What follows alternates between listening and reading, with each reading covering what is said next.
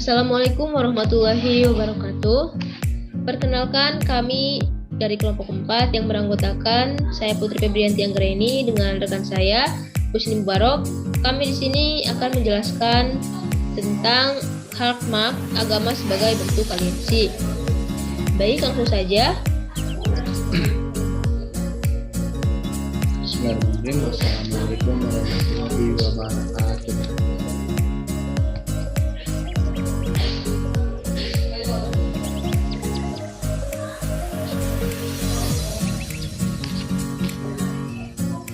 Riwayat hidup Karl Marx. Nama panjang dari Karl Marx adalah Karl Heinrich Marx.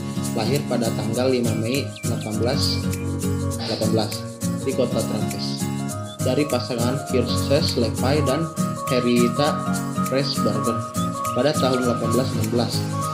First Levi berpindah agama dari Yahudi menjadi Protestan dapat menjadi pegawai negeri sebab pada waktu itu terjadi politik diskriminasi terhadap orang-orang Yahudi.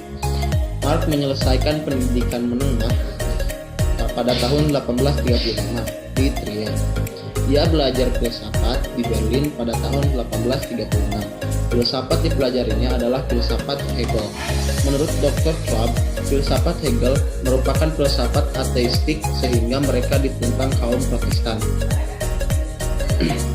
Marx menggunakan metode dialektik Hegel untuk menunjukkan ikatan antara filsafat, sejarah, dan masyarakat. Akan tetapi, Marx tidak memandang dunia sebagai himpunan yang terdiri dari hal-hal yang sudah mapan, melainkan terdiri dari proses-proses. Berbeda dengan Hegel yang memandang dunia sebagai realisasi ide.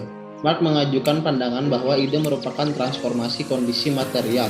Oleh karenanya, superstruktur instruksi-instruksi politik, hukum, agama, filsafat, dan sebagainya merupakan transformasi dari struktur ekonomi material. Bagi Marx, agama adalah sebuah ilusi.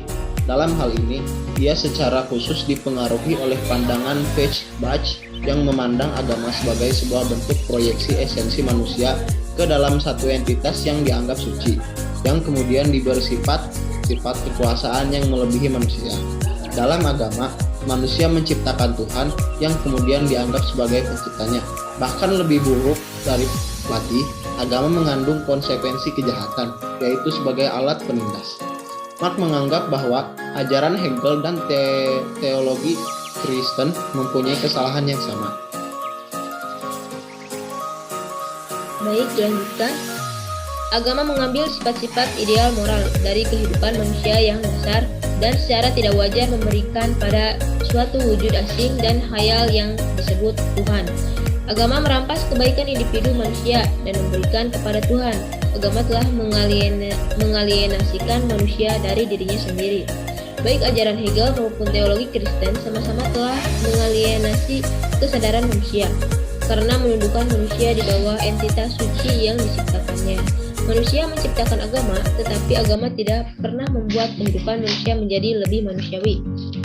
Penderitaan ekonomi membuat orang tidak memiliki pilihan lain, sehingga mengekspresikannya ke dalam agama. Dengan demikian, agama tidak lebih dari halusinasi sesaat, sehingga ia merupakan musuh yang harus dimusnahkan. Marx juga menyebut agama sebagai opium atau candu. Fantasi agama adalah sebuah bentuk pelarian dari kehidupan real. Manusia telah memproyeksikan kebahagiaannya sebagai sesuatu yang dapat dirasakan setelah kehidupan ini. Marx sangat tidak sepakat dengan kenyataan seperti itu. Kenapa manusia hanya dapat merasakan kebahagiaan hanya di akhirat nanti, sementara di dunia ini ada segolongan orang yang selalu dapat merasakan kebahagiaan tersebut. Sementara para pemilik modal yang telah memeras tenaga buruh dapat menikmati kebahagiaannya kapan saja. Bagaimana seandainya dunia tidak menyediakan apapun bagi kaum tertindas tersebut? Bagi Marx, tentu lebih baik mengubah nasib di dunia daripada mengharapkan sesuatu yang belum pasti. Bagi orang-orang yang tidak merasakan pahitnya penindasan, agama adalah alat kekuasaan yang menguntungkan. agama dapat menjamin proses produksi berlangsung secara terus-menerus. Bagi orang-orang tertindas, agama tidak menjanjikan perubahan apapun kecuali melanggengkan penindasan. Dengan justifikasi agama, yang kaya dapat menjadi semakin kaya dan yang miskin tetap dalam kemiskinannya. Dengan menyebut agama sebagai ideologi, agama memberikan kesadaran palsu karena mendistorsi realitas dengan menutupi realitas sosial yang sebenarnya.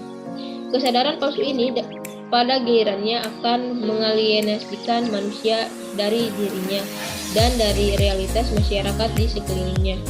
Kondisi ini akan semakin memperteguh kemapanan. Kesimpulannya, gugatan Karl Marx terhadap agama seperti halnya kritik tokoh-tokoh pemikiran lain tentu menyentak kesadaran komunitas agama, karena bagi mereka agama dipandang sebagai bagian eksistensial manusia yang bersifat primordial. Eksistensi agama bukannya meningkatkan kualitas kemanusiaan, tapi justru dimanipulasi untuk memberikan legitimasi etis untuk mengeksploitasi dan menindas masyarakat miskin dan marginal. Agama mengalienasikan manusia dari diri dan realitas sosial sehingga dosa sosial dapat menjadi secara sistemik. Baik, sekian dari kami. Mohon maaf bila ada kesalahan. Assalamualaikum warahmatullahi wabarakatuh.